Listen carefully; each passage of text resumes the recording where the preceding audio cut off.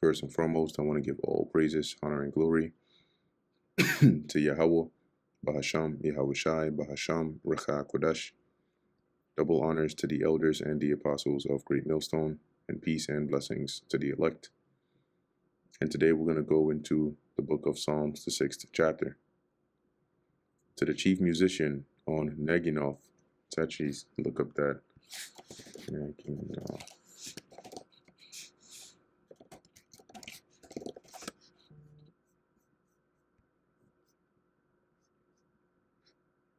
There you go. Neginoth. Okay.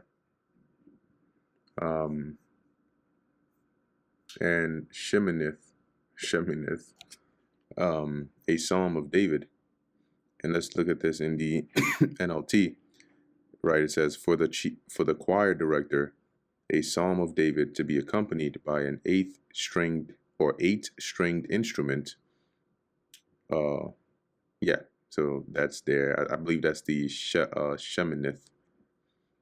O Lord Yahweh, rebuke me not in thine anger, neither chasten me in thine hot displeasure.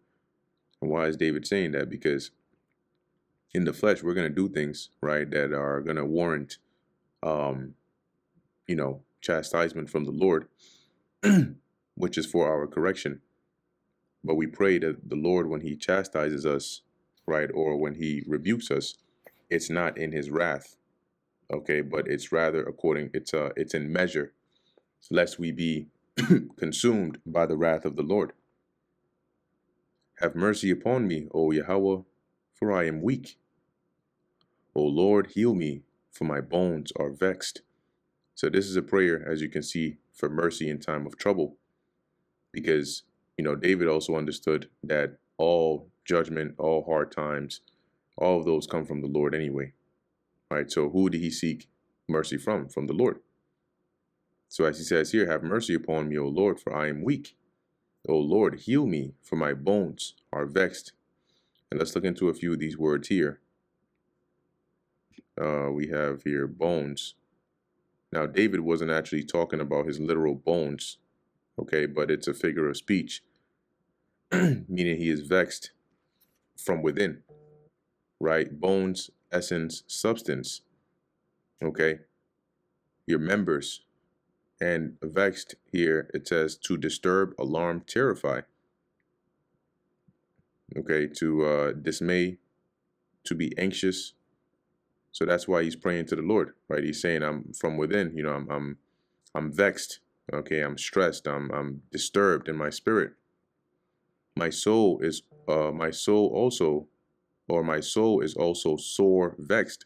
Whenever something is sore, it's like a extremely, right? It's extremely vexed. But thou, O Yahweh, how long? Return, O Lord, deliver my soul. Oh, save me for thy mercy's sake. Okay, and sometimes it feels like that, right?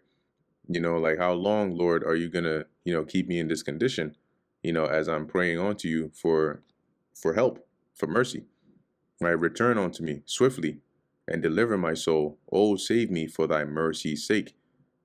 And that's something key to understand as well, that deliverance comes from the Lord, not for our righteousness, but from his mercy.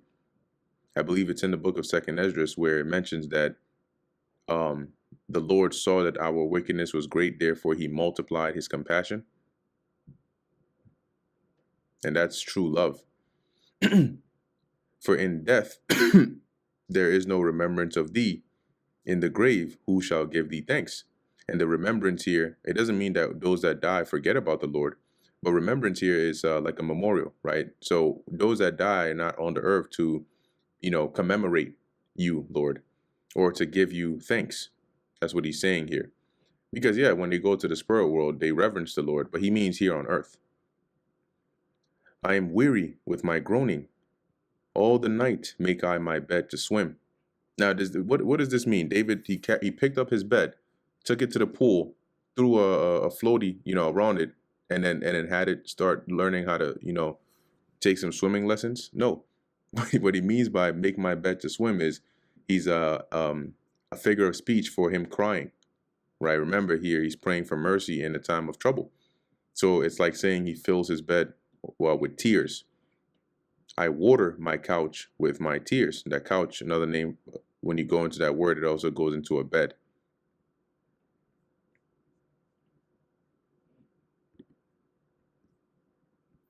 Right? So it says couch, a divan, or a bed. And when you look at that, actually, you'll see here, right, it says it's a versatile piece of furniture originating from the Middle East, typically furniture of Slakia featuring a low, backless, and armless mattress-like design, often placed against a wall with cushions for seating or sleeping. So let's keep going. Verse 7. Mine eye is consumed because of grief. It waxeth old because of all mine enemies. And the eye being consumed, right? Meaning like his eyes have failed him, or are strained. Like when you're really stressed and you're weeping and you're crying. And when it says wax old, it just means like he's worn out. His eyes are worn out from all those tears because of his enemies.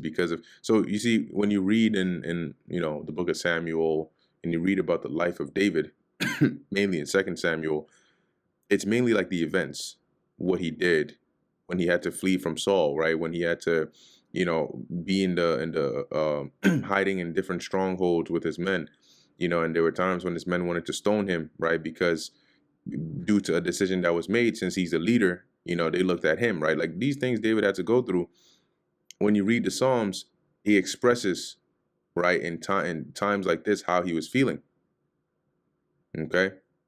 Verse 8, depart from me, O ye workers of iniquity, for the Lord Yahweh hath heard the voice of my weeping. See? So depart, flee, return away. Why? Because the Lord is about to bring judgment on you to deliver me. The Lord hath heard my supplication, right, his prayers. The Lord will receive my prayer.